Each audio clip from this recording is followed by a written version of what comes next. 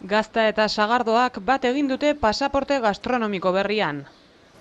Gaur aurkezten dugun programak berriro ere, Gipuzkoaren historia idazten lagundu duten bi gai batzen ditu. Sagardoa eta Gazta. 4 urteko elkarlanaren emaitza da. Turismoa indartzearekin batera, bertako produktuen ekoizpenari bultzada emateko asmoa duena. Produzio txiki hori aurrera ateratzeko eta errentagarritasuna bilatzeko baita ere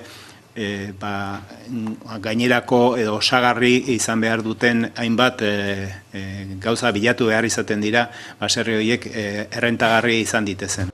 Pasaporte honek 3 eskualde, Donostia, Goierri eta Urola Garaia, 4 museo gastronomiko, Sagardoetxea delikatuz Igartubeiti eta Gaztaren interpretazio zentrua, gaztandegia eta 15 sagardotegi batu ditu.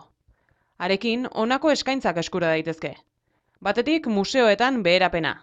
La museo horietan saiatu egingo zaie sarrera eta 20% deskontua jasoko dute. Eta bestetik, hainbat ekintza biltzen dituzten paketeak. 2 museo bisitatzeko eta sagardotegi batera joteko, 34 euroren truke.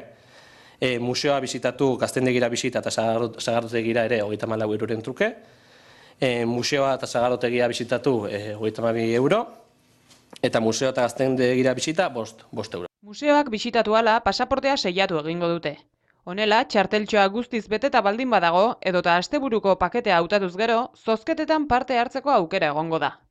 Eta hori guztia ez ezik, 20 lagun baino gehiagoko taldeek ere eskaintzetan beherapenak izango dituzte. Mundu guztia gonbidatzea bisitari izan dadila gure eremu hauetan, ez bakarrik ohiko bisitak egiteko, baizik eta errotik gure kulturaren sakontasunean hain errotuta dauden gure produktu hauek ezagutzeko baita ere.